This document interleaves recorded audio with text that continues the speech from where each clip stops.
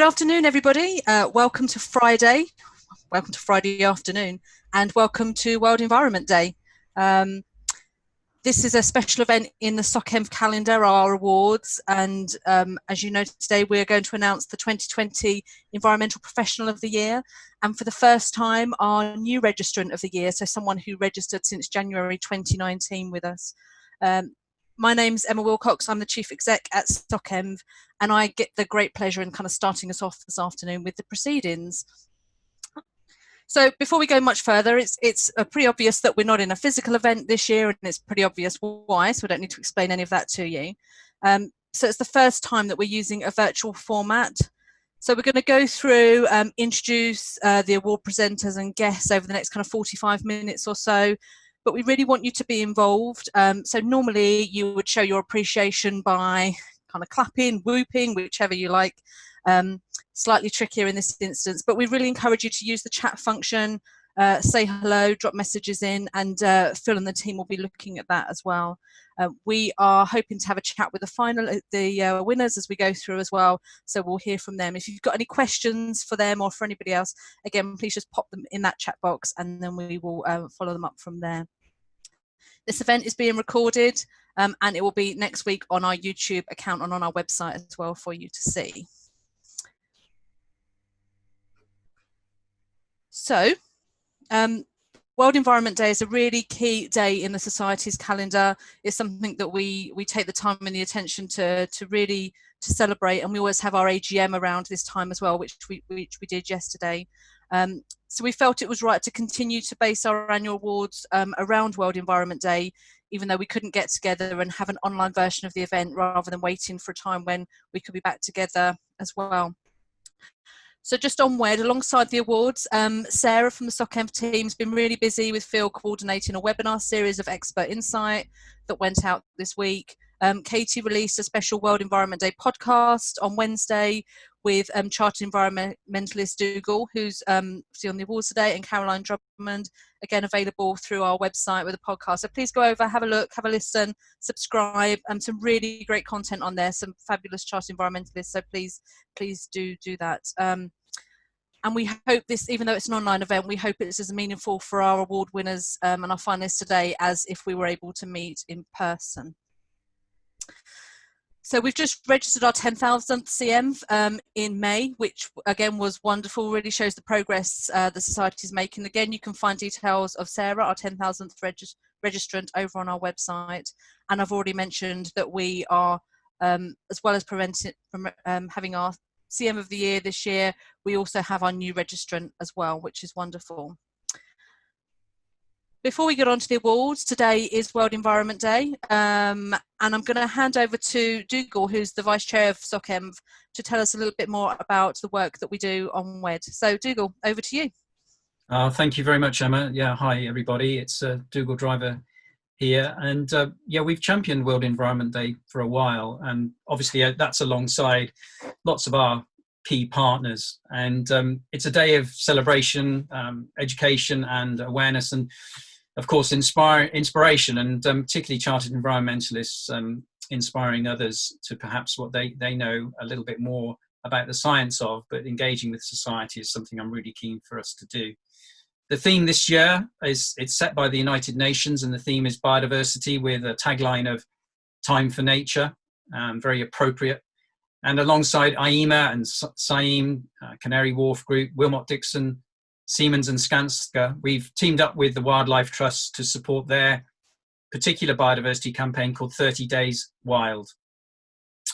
Phil and the team at the Society have built a biodiversity website hub, and there's lots of things on there for engaging and inspiring, and particularly learning and engaging with perhaps the next generation. It's got COVID-friendly activities for those who can't attend school at the moment, toolkits for creating mini gardens, etc., and things to do even if you live in flats, towns and cities, etc.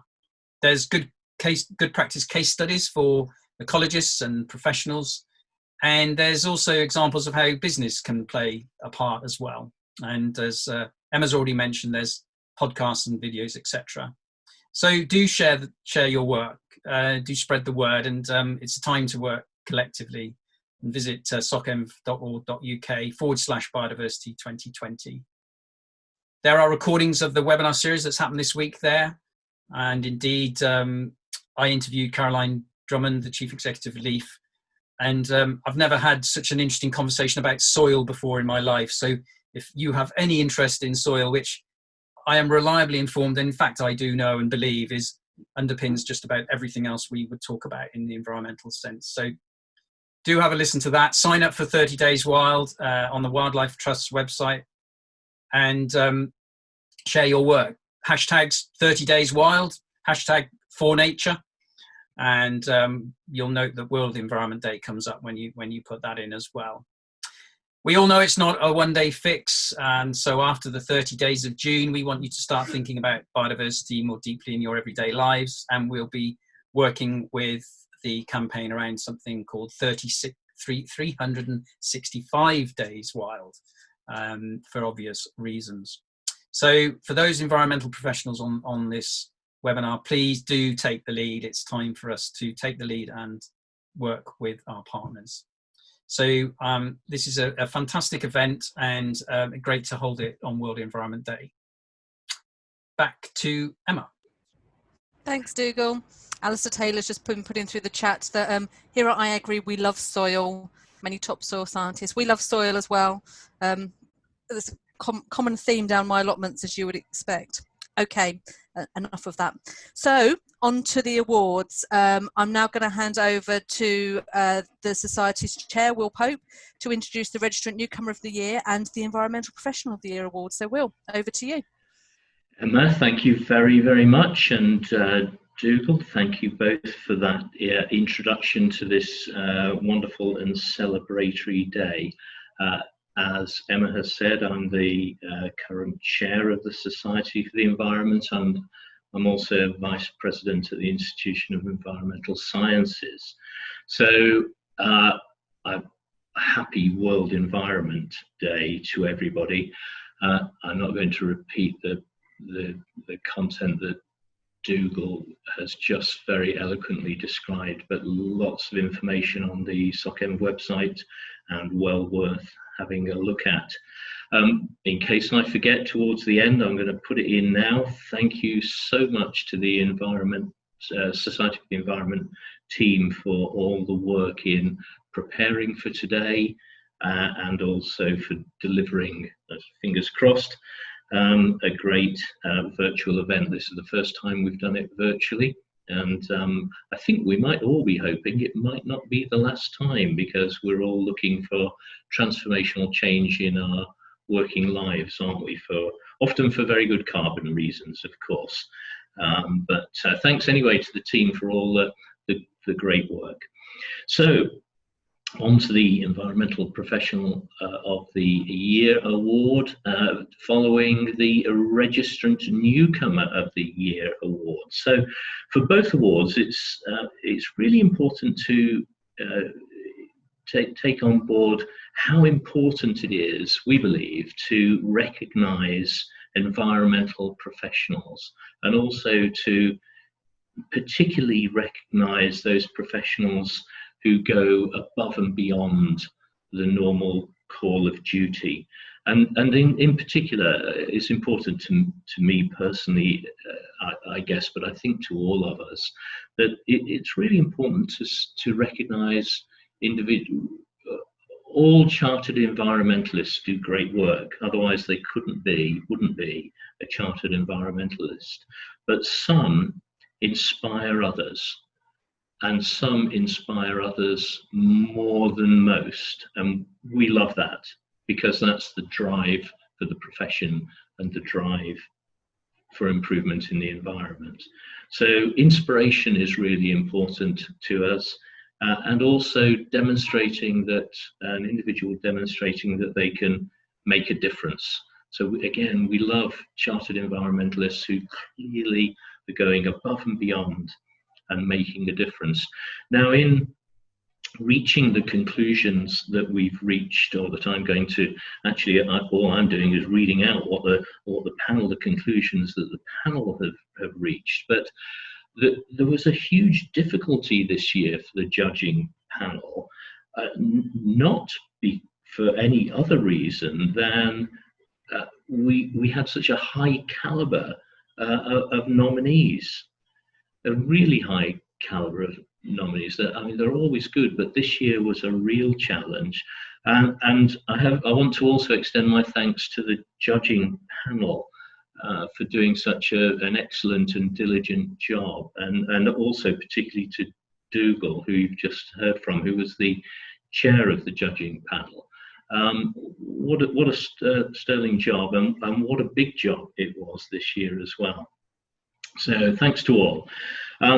Anyway, just to confirm, what I'm going to do is I'm going to announce first of all the finalists, and then the highly commended finalists, then the overall winners, and I'm going to do it in that order.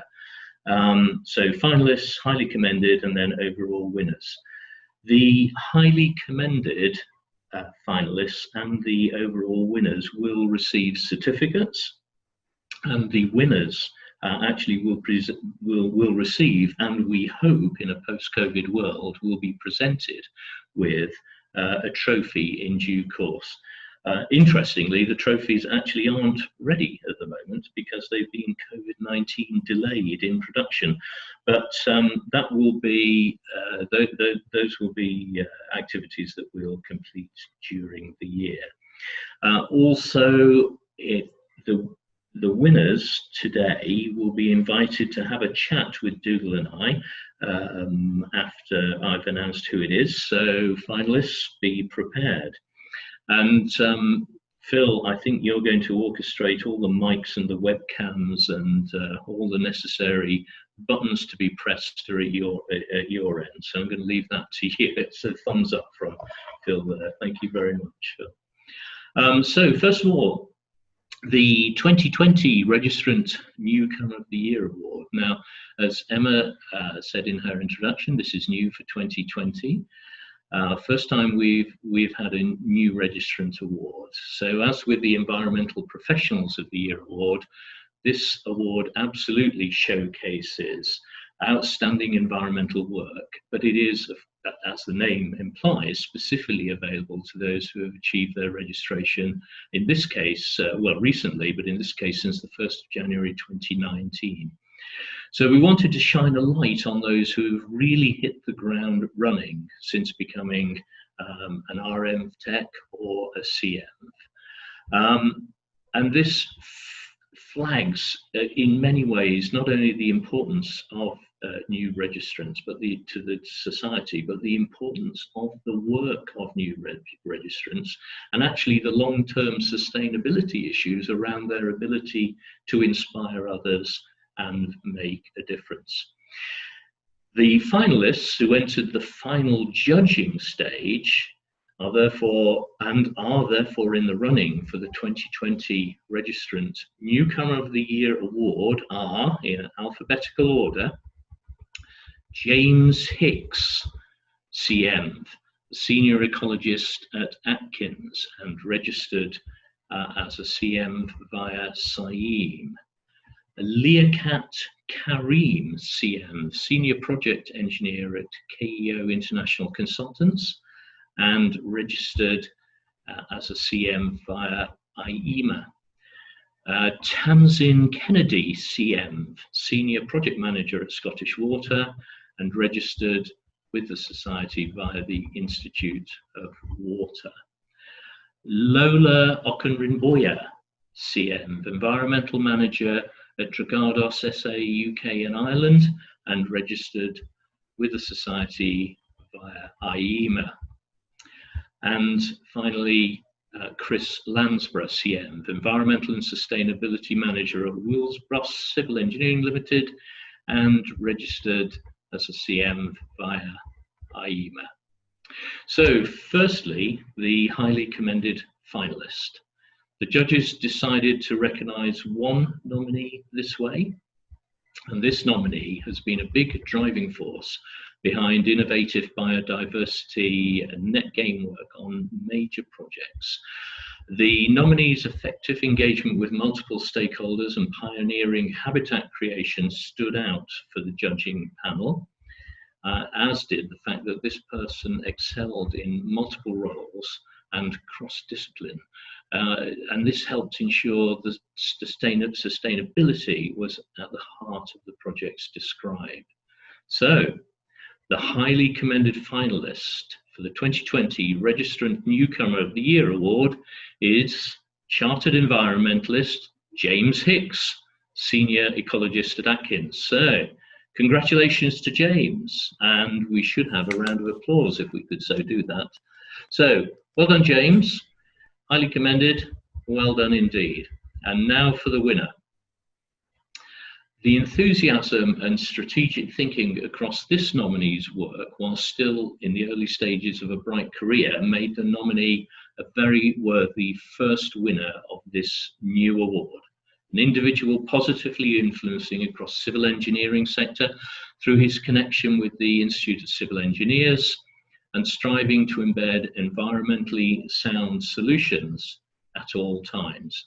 This nominee is working to implement an environmental practitioner graduate apprenticeship scheme for Scotland, and that is very close to SocEnv's hearts, as is all environmental apprenticeship development. He is leading in his employer's efforts to become the first civil engineering organisation to become carbon neutral, as well as confirming a pledge to net zero and CEnv employer champion status, again, all of which are very close to our heart. This is an engineer who is making and will continue to make a big difference, we believe, with a personal commitment driving his work. So the 2020 Registrant Newcomer of the Year, and the first registrant to win this award is Chartered Environmentalist Chris Lansborough, Environmental and Sustainability Manager, Wills Brothers Civil Engineering Limited. So congratulations to Chris. Now, we'd like to invite Chris to provide a few words if possible. So I'm going to therefore hand the control over to Phil, who may be able to engineer that. Are you there, Chris? How you doing, guys? There we go. Hello, Chris. Have we got you? We've got you live. How are you doing? Thanks very much. Oh, congratulations! Well done. How does that feel? Yeah, that's great. Thank you very much for that. It's a shock. It's a real shock. Was it a shock? Well, I mean that's good in so many ways. And what if you could give any advice to aspirant environmentalists or indeed aspirant chartered environmentalists? What would that advice be? I suppose it'd be just keep pushing your managers, your leaders, your professional bodies to ensure. Can you hear me okay, first of all? Yeah, all clear at our end, yeah. Just to keep pushing your managers, your leaders, your professional bodies to continue embedding environmental stewardship in your working, just to ensure that if maybe you're presenting environmental or sustainability ideas to them, that you present it with the benefit of the organisation in mind. So for instance, my organisation, we've been presenting it through tender appeals or public image or commercial return. So that's where we've been. That's probably the piece of advice that I'd give. That's really interesting, because actually, I mean, Wills Brothers is not a newly established company, is it? And it's a traditional. My memory is that it is and was a traditional civil engineering company at one stage. How core has environmentalism come to the civil engineering profession? I think right now we're probably one of the smaller contractors industry, and we're feeling the burn from COVID-19. I think just yesterday I was having a chat with the management committee and the group of directors who firmly believe that embedding sustainability in our operations needs to be at the forefront. We had a meeting around innovation and innovations around kind of net zero carbon, which you guys will be seeing emerge in the next couple of months, which is pretty good. I'm pretty glad that our management committee is committed to a sustainable future and putting this at the forefront of their recovery. So I think this award, and I think it was put within my application, is more for the team than myself. It's very much that they are embedding it within the heart of their operations, and I'm just the one leading it along the pathway. Well, I'm sure you're doing yourself down there. Don't forget what we want you to do, and what we are convinced you are doing and will do is inspiring others in the way that you've just described. And actually, yeah, if you can make a difference by helping others make a difference, can't you? Yeah, exactly. Chris, I've just been Dougal here. I've just been sort of having a look at the chat. Congratulations, Chris. Well done. Cheers, Dougal. So Mandy's got a similar question to one I was thinking of, actually, which is what was the biggest challenge or what is the biggest challenge in it, and particularly because it's an engineering business, in terms of getting to net zero and your carbon footprint. If there was one, what's the biggest number, or maybe it's not the biggest number, what is the biggest challenge that actually you can get that number coming down? It's probably driving education through the procurement team and the tenders teams, and making sure that it's more collaboration and education, I think, within the organisation, and ensure the procurement team are understanding what carbon means, and ensure they're up to speed and everything, and buying the right things locally, and ensuring that embodied transport's accounted for within the costs. But right now it's a major challenge in the civil engineering industry, and we're working on it. The IC specifically is developing a state of the nation report on net zero by 2050. So you'll see that come out in July. We plug there for the ICE. Yeah.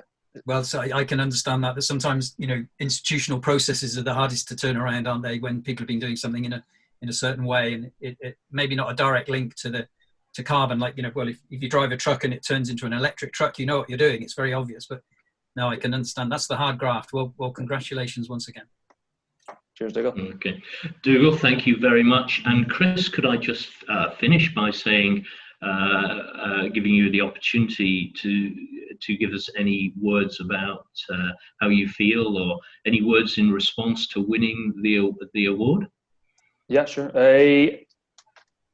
There's obviously a lot of innovative work happening at the moment in this space, and I'm pretty glad to be part of it. I think since becoming a Chartered Environmentalist last year, I, and probably like the rest of the folk on this call, feels I've been going about 100 miles an hour trying to drive industry momentum forward along the sustainability path, particularly in the civil engineering sector, like you said. Pretty glad to have had the opportunity with the IC and IMA specifically developing guidance around net zero and the future environmental engineer. I think just to finish things off, this morning I sat down in front of my computer, opened up LinkedIn, as you do most mornings, and saw a flood of posts relating to World Environment Day. So organisations setting net zero targets, contractors pledging to build back better, and charities putting nature at the heart of their operations, as biodiversity is the theme. They're all great. I think we're indeed living in a particularly challenging time at the minute, but we need to ensure that these pledges, promises and plans are continued throughout the year. I think the Society for the Environment and all of its professional bodies, whether it be IC or EMA or others, are in an excellent position to ensure that we come out with a green recovery post-COVID. And I'm certainly glad to be part of the journey and be recognised for it. So happy World Environment Day, and thank you again for the award. Chris, thanks very much. And from us all, keep going. Cheers, well. Cheers, thanks very much, Chris. Okay, so I'm sure, Phil, you'll give me a thumbs up. Am I ready to go on to the Environmental Professional of the Year Award? Okay, so 2020 Environmental Professional of the Year Award. We had a record number of nominations for the award this year. Those of you who, well, actually, it's been on every footer, I think, that SocEnv email footer for the whole year, but those of you who will remember, at Kew Gardens last year, the winner was Jerome Badley, who is now the Deputy Director at the Sustainable Development Unit of NHS England. And actually, interestingly, his major task, his overriding and primary objective is to make the NHS carbon neutral, and I think that's a big task, but one we encourage him in.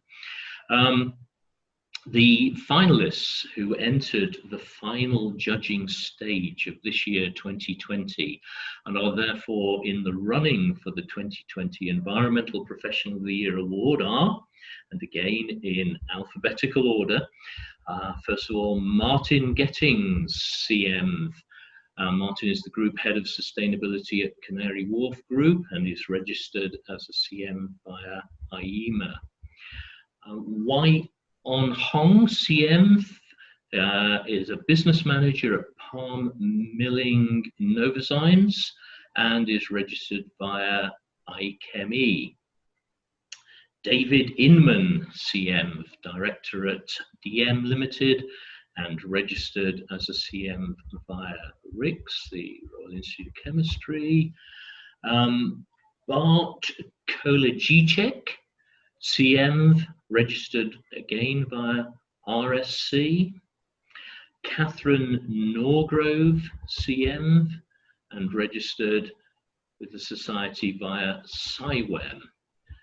Professor Daniel Erter, CEnv, Professor of Environmental Health Engineering at Missouri University of Science and Technology, and registered as a Chartered Environmentalist via SOE. Lola Okunrinboya, CEnv, Environmental Manager at Dragados SA, UK and Ireland, and registered with the Society via IEMA. John Parker, CEnv, Technical Director at the Arboricultural Association and registered via the Arboricultural Association. Diana Pound, CEnv, Director at Dialogue Matters and registered via SciEm. Mandy Senawiratne, CEnv, Director at Firefly Global Sustainability Limited and registered via the Institute of Water. David Simmons, CEnv, UK Director of Sustainability at WSP and registered via IEMA. And finally, Claire Wansbury, CEnv, Associate Director of Ecology at Atkins and registered with the Society via SciEm. So, how I'm going to do this is firstly, as before, the highly commended finalists. The judges this year decided to recognise 2 nominees in this way. So, in alphabetical order again, the first impressed the judges because of his innovative use of finance to create a model to protect and enhance an environment at risk while supporting a sustainable local economy. His cross-sector communication, engagement and influence was key to this work. So the first highly commended finalist, Chartered Environmentalist, Professor Daniel Erter, Professor of Environmental Health Engineering at Missouri University of Science and Technology. So congratulations, Daniel. And our second is a distinguished biodiversity and ecology specialist and a driving force behind the drive forward for biodiversity and net gain. This nominee works tirelessly to share knowledge of and a passion for the environment, including supporting colleagues, professionals, and academic students. So our second highly commended finalist, Chartered Environmentalist, Claire Wansbury, Associate Director of Ecology at Atkins, and congratulations to you both. Well done indeed. Now, turning to the winner, the Environmental Professional of the Year Award. For the first time in the history of this award, we have 2 joint winners. We therefore have 2 trophies to present when they're available and when it's possible so to do, of course. Now, the reasons for 2. Because the judging panel found that they had 2 very different environmental professionals, but who they found very difficult to separate. Their commitment, their knowledge implementation, and the impact of the work they did, different though that work was, couldn't be separated. The 2 winners shone through as exceptional examples of effective, passionate, and modern environmentalism, and as modern environmental professionals. So, in alphabetical order, first of all, the first of the two joint winners. This chartered environmentalist has a passion for educating the next generation of environmental leaders and utilizes some really innovative engagement methods to communicate across sectors and to the general public.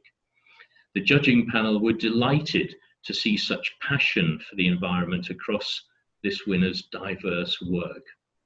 They are just as comfortable educating 3-year-olds with mad science as they are sharing good practice to an environmental leadership audience and specialists. This person develops and delivers bespoke environmental training courses within leading environmental organizations.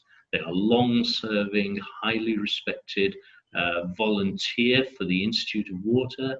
They innovatively champion World Environment Day each year, and they regularly mentor aspiring CEnv and REnvTech registrants. This person is a director of her own environmental consultancy that she modestly says is just a little consultancy trying to make a difference. The first of our joint winners is Chartered Environmentalist Mandy Senewiratne, Director at Firefly Global Sustainability Limited. So, congratulations, Mandy. And if we could give you a round of applause, there it would be.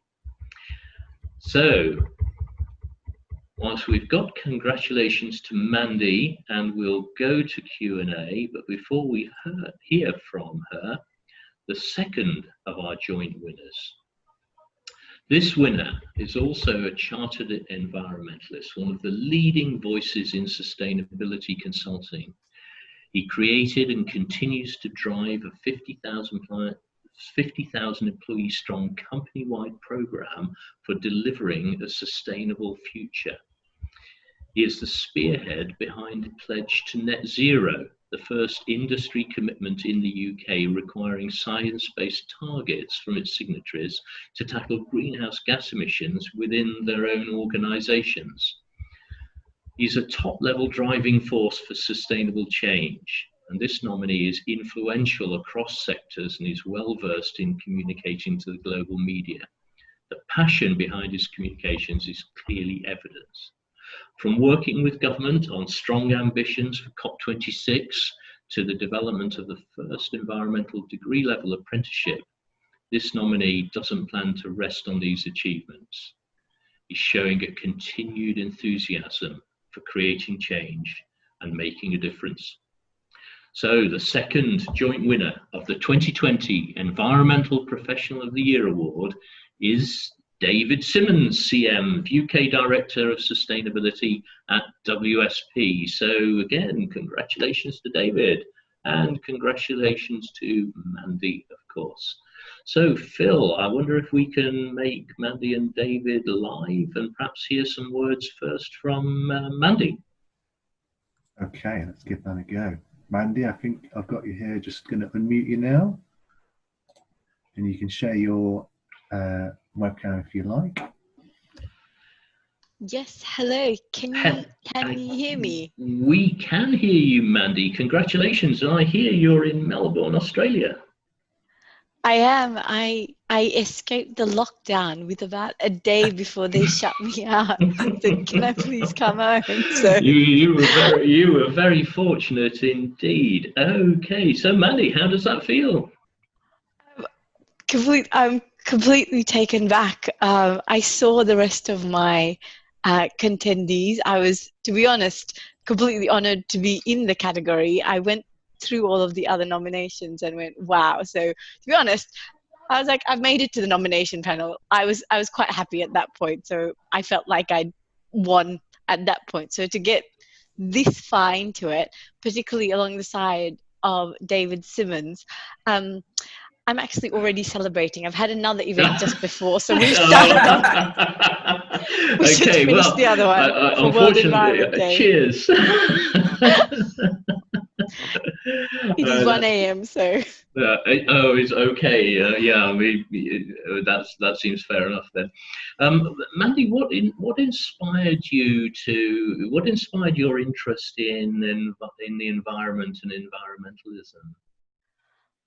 It's a great question. I'm going to blame my parents because I think they think I'm a hippie, but I'm pretty sure it started somewhere with them. I think we've always had plants, and my dad worked in water. So I think the two together and a lot of pets growing up had something to do with it. And I think I've moved and lived all across the world. And I think the one thing that stood out was it didn't matter where you lived or what your socioeconomic status was, you kept running out of water. I mean, moved from Sri Lanka to Australia, and Australia ran out of water. Moved to England, where it really does actually rain every day, but I ended up working at Anglian for a while, and it turns out that they had no water. So I think as time went on, it kind of became a necessity to be involved, because I think everywhere I went, I was like, oh my gosh, here we go, no water again. So yeah, it's not the career I think I intended to. It was a passion, and then it kind of didn't go away. I'm very happy to be here. It's just a different turn of events for me. No, that's great. And then developing an interest in the environment, of course, and for all, we'll all have, you know, different inspirations, won't we, and reasons and whatever the triggers were. But then there's a sort of difference, isn't there, in life and in between people, between the interest in the environment and then becoming an environmental professional. So what inspired you to be CEnv?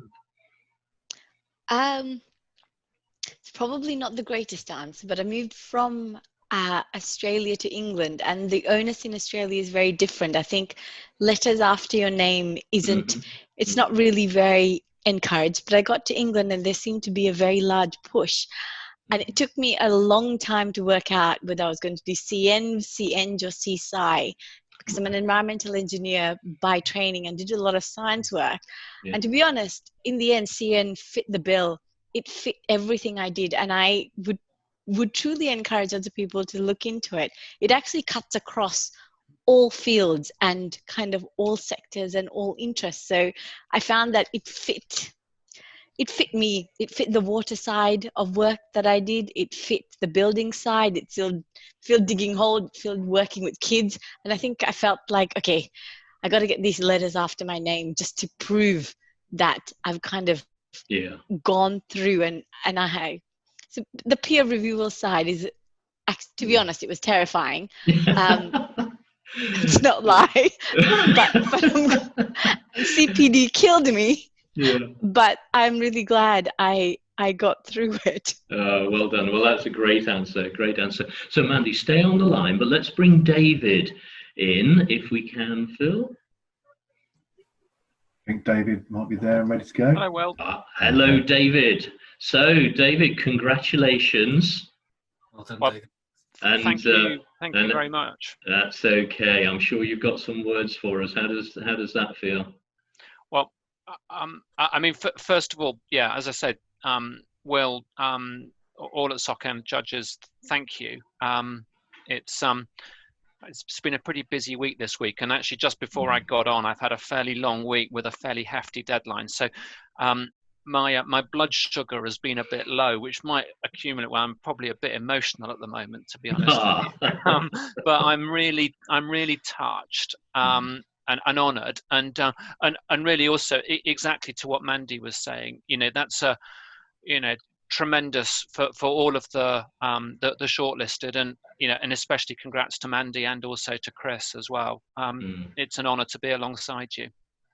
That's really kind, David. Thank you. And David, I asked Chris this question, but I'd be really interested as well with your position as professionally and at work and so on. What advice would you give to aspirant future environmentalists, or indeed aspirant chartered environmentalists? So I do get asked this a bit, and I think the three things that that I always answer on this is, I mean, particularly in a business context, this is about top line growth, not just responsibility. So the work that I've done within WSP on Future Ready, now I can say, why wouldn't we integrate future trends like net zero and future society into our advice? Because I can show you in the UK, this has won us £65 million of work this year. Which, especially in tough times, is there is no stronger message than that. I think probably the other piece I would say is, nobody, you don't have to ask for permission on this stuff. So when I wanted to launch Future Ready within WSP, I frankly, I just got on with it. I didn't have a huge budget. I had, I had a hunch. I went and talked to some clients, and well, it was the same when I picked the phone up to Emma, and we worked on and got pledged to net zero away. We didn't let perfect be the enemy of the good. We thought we had something. We just got on with it and then followed it. I've had plenty of other things where I've got on with it, and you know what, it didn't fly. But you know what, you kiss a lot of frogs in this industry, and we learn together. Yeah, that's a nice phrase, isn't it? Yeah, and if the only way we never fail is if we never try anything, isn't it? So yeah, absolutely. In fact, I rather aspire myself towards the sentiment that actually some failure is good, in inverted commas, because at least it shows you're stretching the issue. If you never fail, you're not stretching it. No, that's a good point. So thanks for that. Dougal, do you have any questions from the audience? Yeah, I do. Firstly, Mandy, congratulations, well done. And I have the very pleasurable task of chairing the judging panel, as mentioned earlier, and an incredibly worthy winner. I want to ask you about style, because I think, having done a little bit of research around your application, found out quite a lot about you. Your style, let's say, is a little bit different to others in terms of trying to get the message across. So don't pull your punches. Tell the rest of us why we might want to adapt our somewhat maybe more formal styles compared to yours. Well, I think particularly depending on your environment, I think perhaps being informal will win over your audience. And I guess that's your most important place to start. Who is your audience? To be completely honest, I've kind of presented and done a lot of those things, and I did used to work for MWH and also Halcro, and they're very traditional consultancies, but it turned out being slightly informal actually got me further than kind of more traditional methods. Don't get me wrong, I was terrified to begin with, and I think my methods of communication were not appreciated by everyone, let's say, but actually you kind of keep going with it, and you show project success, and you say, actually, more teams want to work with us as the sustainability team, and now they're coming to us instead of us chasing them. And for those of you that work on the more construction or water side, guys, when you go on site, the site teams, my gosh, the more formal you are, the more they are going to run away. So I think my approach has always started off with tea and biscuits, and then kind of a more fun way of trying to engage. So, bribery always works. It works with adults. The time I spent with children, I turned out, you know what? My adults, I now am a trainer. They are no different to the 3-year-olds I train. Food gets me a very long way, and no one likes PowerPoint. Let's face it, it's kind of your final option. Games, bribery, and making, everyone in your audience actually has much to teach you as you have as well. And if you're in kind of a project environment, it's really important not to be, the preacher, to ask them, guys, this is what I'm supposed to do, but what is it that you want me to do for you? What do you think it's missing? I think, to be honest, once I stopped telling people what to do and asking them and having kind of a two-way conversation, and I have a slight advantage. My I think I said in the beginning, I never thought I was going to, go into a career of kind of engineering. The other career was always kind of writing and theatre, but I kept that as a hobby, and that's actually been my escape from, the world of spreadsheets and carbon footprinting. And that actually turned out to be my greatest ally in my role. It gave me the confidence to speak out in front of other people. So, stage fright comes and goes, but that little bit of, God bless amateur theatre, all of that actually came in really handy. And for anyone who's got kids, during lockdown, you might now understand a bit more of what I'm saying. Your kids will tell you if they think you're rubbish. So that was my final training. 1 year training, teaching primary school kids. And I'm like, oh my gosh, you guys are, you're a bit brutal. And you're kind of like, okay, that's my final training I needed. So yeah, I think by nature I'm not very formal. And going back to my roots, I think worked better for me after always being in a very formal environment. Well, I can assure you, you have just totally reinforced some of the words we all said as panelists around the inspiration that you offer to others. I think you've just completely nailed that once again with probably some new audience members here. So thank you so much, and massive congratulations. If I can turn to David, I've got a question for you, David. Around pledges, you came up and have pushed and delivered a fantastic pledge that has really taken hold. But you only have to look at social media and there's another pledge around the corner. Just give us a bit of an insight around that journey, and also how we should perhaps be careful with what we wish for here, so that we can we can garner support around a thing without it being spread too thinly. I'll answer that in a way that I sometimes think we can be a bit clever. Because here on the call, probably everybody has got a degree, and everybody is, we're all bright people, but yet, you know what? If you don't get on and do something, then sometimes you just spend your time in cerebral philosophizing.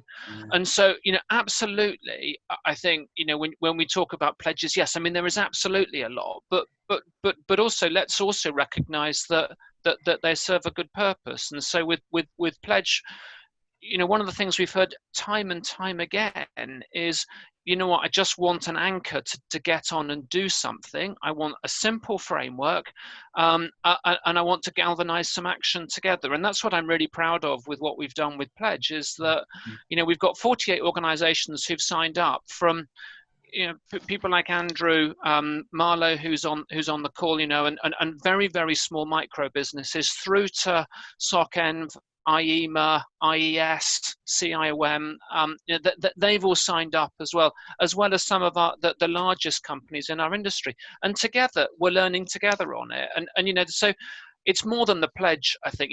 Let's acknowledge that there are a lot. This is about us as an environmental sector cracking on doing it and providing a role model and an example for what a service sector can deliver.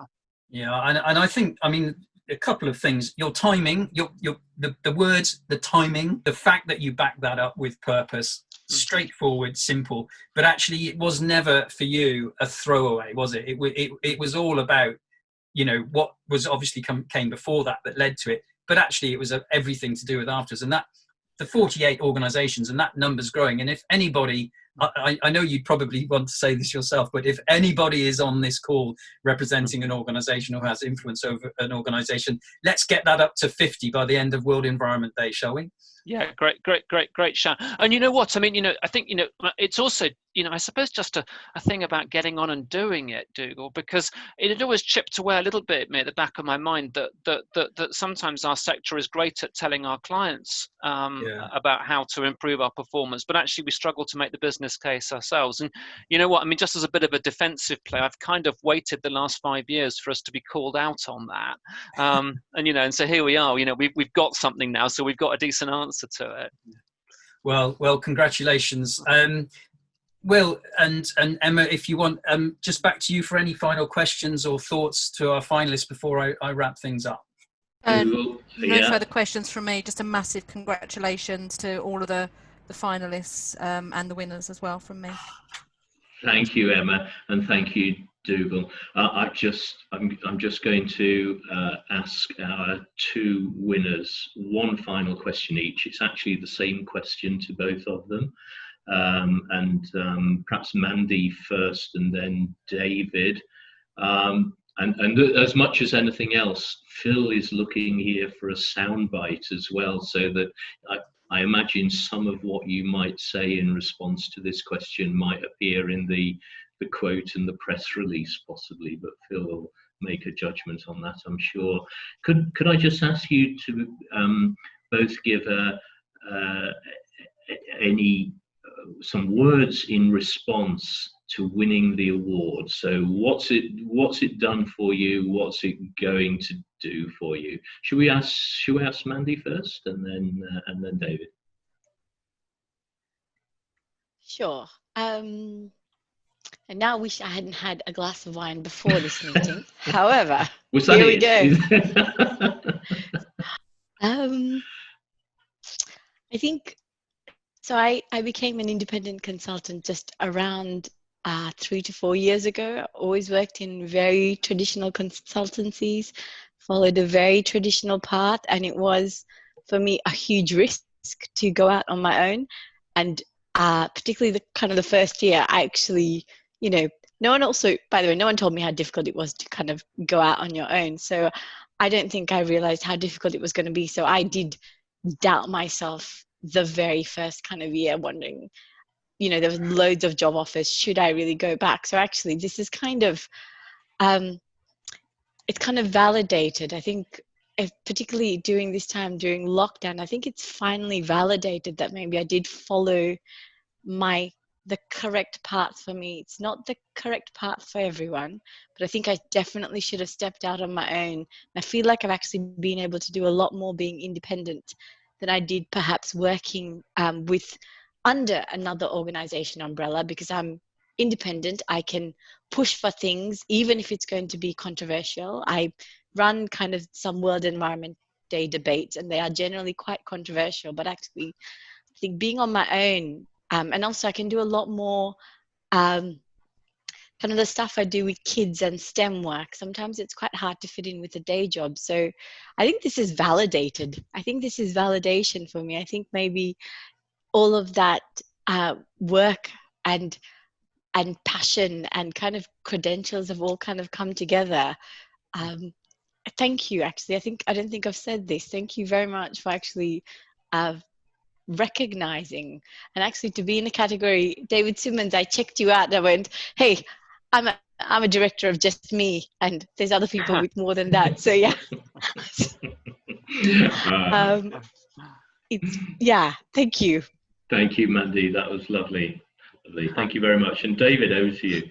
I have to say, Mandy, that I now wish I had a glass of wine, and I'm very impressed that you've got your because they're coming in with a bottle of bubbles there as well. I'm seeing. So I'm straight downstairs afterwards as well. Look, and I think maybe the other thing, Mandy, I've run a 3-person organization before, so one person making change as much as 10,000, 50,000 people making it is absolutely as valid in this profession. We all do the same thing. It's all about people. It's all about individuals as well. So yeah, look, I mean, if you want your quote, Will, it is a tremendous honor. So yeah, again, thank you.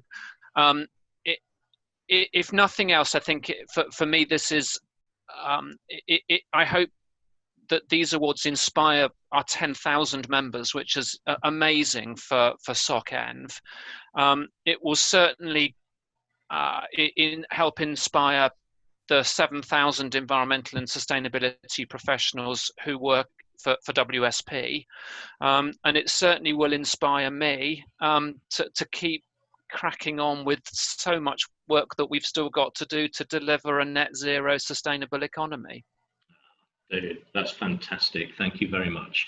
So I'm going to close now and hand over to Dougal for the concluding comments, but just could I, in closing, just say congratulations to all our finalists, to our winners, of course, but to all our finalists. You are all inspiring, and you're all making a difference, and we all need and want you to keep doing that. So thank you very, very much, and enjoy the odd glass of wine. Dougal, I'm going to hand over to you. I'd just like to say, I won't keep anybody from their glasses of whatever, but thanks, Will and Emma, for your hosting, and also thanks to Phil for the behind the scenes, and the rest of the SocEnv team. Yeah, a round of applause for Phil, because we can safely say with 30 seconds to go and only me left, it's gone tremendously well. I think that we've all been aware of our carbon footprint on this call, and it will inspire SocEnv to, as it's already doing, to look at every single thing it does as to what that matters in terms of carbon, to follow the inspiration of both Chris, Mandy, David, and everybody else. I love the phrase "Build Back Better." We've heard it a couple of times mentioned this afternoon, and I think that's something that I think we can latch around as well. Again, I'll reiterate, please do look at the plethora of tools and inspirational things that are on the Society for the Environment website. If you've not visited it for a while, it's changing and it's getting better and better every day. I will sign off now by saying congratulations to Chris. We look forward to seeing so much more from you in the future. Not that your days are numbered, Mandy and David, of course, but I want you to be clear. You're not sharing this. You are worthy winners in your own right. You are both winners. Remember that. Enjoy the moment, and we'll all be together soon. Take care.